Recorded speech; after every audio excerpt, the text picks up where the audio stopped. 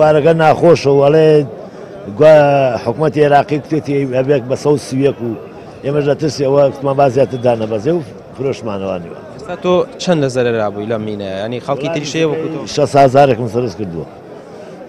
لە ماوەی چەندێکە؟ لە ماوەی 4 ڕۆژە. هەتا دوکانەکان کڕیوانە بە 173 و 71 لەسا ئەڵە من 7 ملیۆن زەرەر دەکەم. وڵای بەرەنجامی پەلەکردنی خەڵکە بێسەبری خەڵکە خەڵک چیە کات ئەمڕۆ هەر چاو لە خەڵکەکات دەبێت تۆ چی بکەیت چاو لە خوار خۆکە نەگەڵ سەر خۆتوانێت کابرا سێرەکان بڕۆم ڕۆژا پاری داناوە ئیتر لە وایە خەڵک هەموو کەسابەت دەکات بەد نازانەیە ئێستا کە تۆ ئیشت بە دۆلار نییان بە پارەنی بۆچی تۆ کە من ئیشێکی من نەبێ نایکەم وایە وانە باوەڕکە خەڵک هاتووە لەم بازاڕەیە من پێ دەڵم خەڵکی وای تایە یعنی ئەسڵەن هەر نازانینەکە چییە هەر نازان دۆلار چییە بەس کە خەڵکی بینێکرە دۆش پەلامارەیات وەڵڵی من ئەڵێم خەڵک پەلە نەکا باشە پەلە نەکە هەتا ئەم سعرە جێگیرە بێت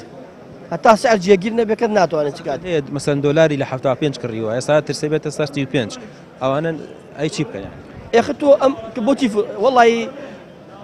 خۆی پەلاکات لە کردنی فرۆشتەکە پەلاکات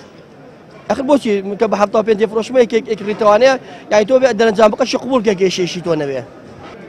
من ئاگادار بووم خەڵک گوتێتی من ئەوەی کە خەڵکی بینیمەوە توێتی 8 دەفتەر 9 دەفتەر زەرەر کردووە لەم هەفتە و 2 هەفتەیە خەڵکی بازاڕەکەش نییە خەڵکی دەروی بازاڕەکەن